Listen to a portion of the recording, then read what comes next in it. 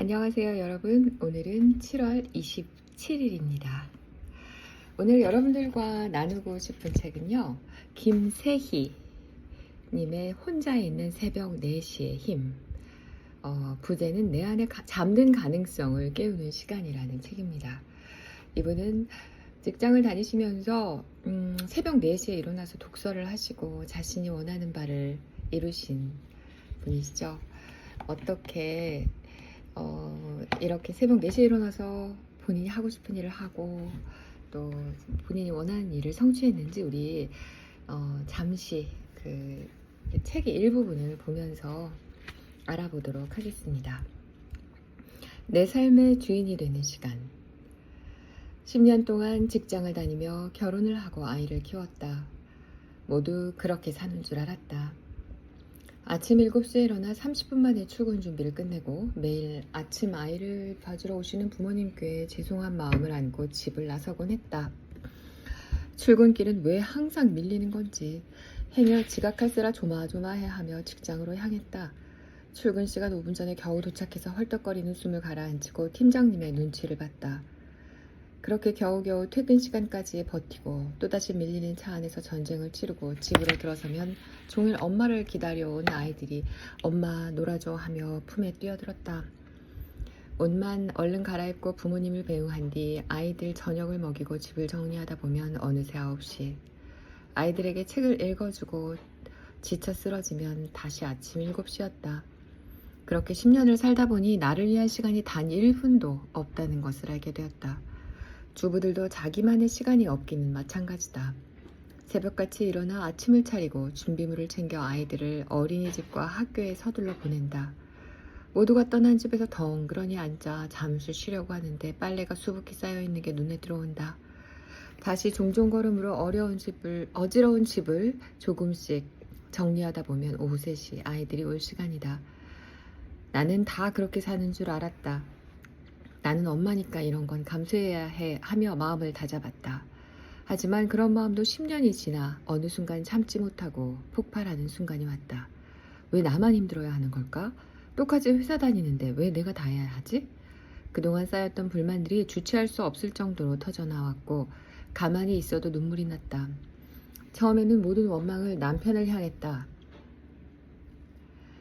남편은 직장만 신경 쓰면 되는데 나는 왜 직장과 아이들, 집안일까지 전부 해야 하는 걸까? 똑같이 돈을 버는데 왜 나만 이렇게 힘들어야 하는 걸까? 그런 생각을 할수록 남편이 원망스러웠고 내가 피해자 같았다. 내가 불행해지니 가족들도 힘들어했다. 아이들에게 자주 화를 냈고 하루에도 감정이 극과 극을 오가며 너를 띄웠다. 생각해보면 나도 그전에 이렇게 살았다. 오랫동안 나의 꿈은 초등학교 교사였고 그것만 보며 달려왔다. 하지만 생각만 한 만큼 수능 점수가 나오지를 않아 겨우 지방대학의 국문과에 들어갔다. 그때부터 방황이 시작되었다. 하고 싶은 게 없었고 부모님 권유로 공무원 시험을 준비했지만 그조차도 하기 싫었다. 그렇게 도망을 다니다 4학년이 되면서 현실을 인지하기 시작했다. 이렇게 졸업하면 백수밖에 안 되겠구나 싶어 휴학을 하고 그렇게 하기 싫었던 공무원 시험 공부를 6개월 동안 미친 듯이 했다. 손목이 나갈 정도로 열심히 한 덕분에 결국 합격했다. 합격 통지서를 받았던 그 순간은 잠깐 기뻤다. 그때만 해도 정년 퇴직할 때까지 공무원으로 살겠지 생각했다.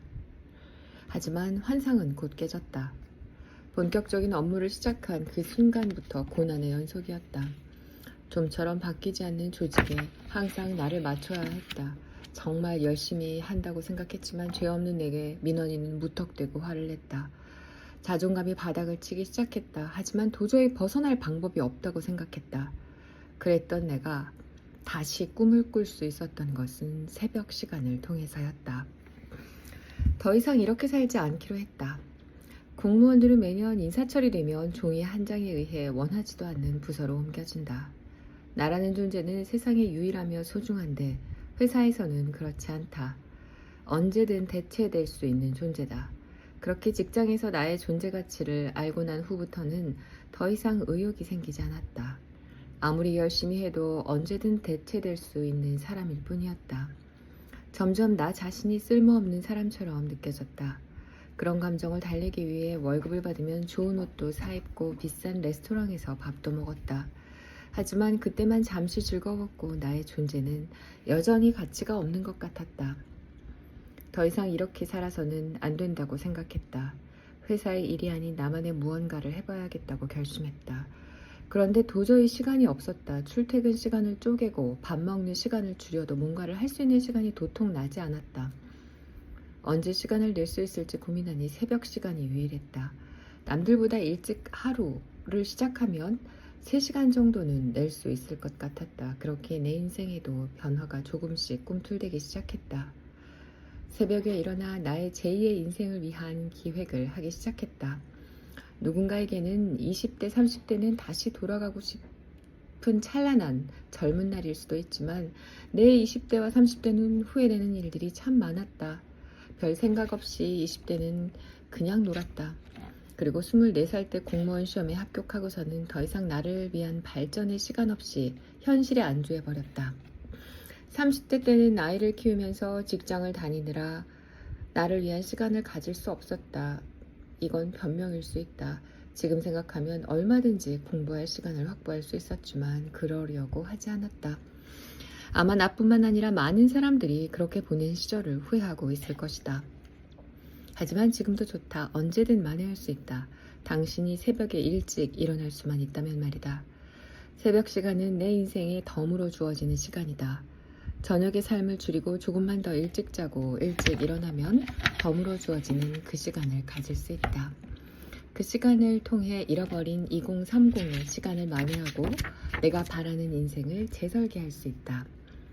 모든 것을 그대로 다 누리면서 인생을 새롭게 살 수는 없다. 아무 생각 없이 흘려보내던 시간을 재정비해야 한다. 그렇게 하면 누구든 인생을 바꿀 수 있다. 나는 새벽 기상을 하면서 내가 얼마나 가치 있는 존재인가를 알게 됐다. 새벽에는 정말 아무도 나를 방해하지 않는다. 광고 문자 하나 오지 않고 세상에 나 혼자만 존재하는 것 같다. 일어나면 처음에는 멍하지만 잠이 깨고 나면 스펀지처럼 뭐든 흡수할 수 있는 상태가 된다. 내가 새벽을 좋아하는 가장 큰 이유는 몰입을 경험하기 때문이다. 어떨 때는 3시간이 30분도 안 되는 것처럼 느껴지기도 한다. 그만큼 새벽은 몰입하기에 최적의 상태다. 몰입하는 동안에는 내가 가진 에너지를 모두 쏟아내게 되고 그러고 나면 이루 말할 수 없는 성취감을 느낀다.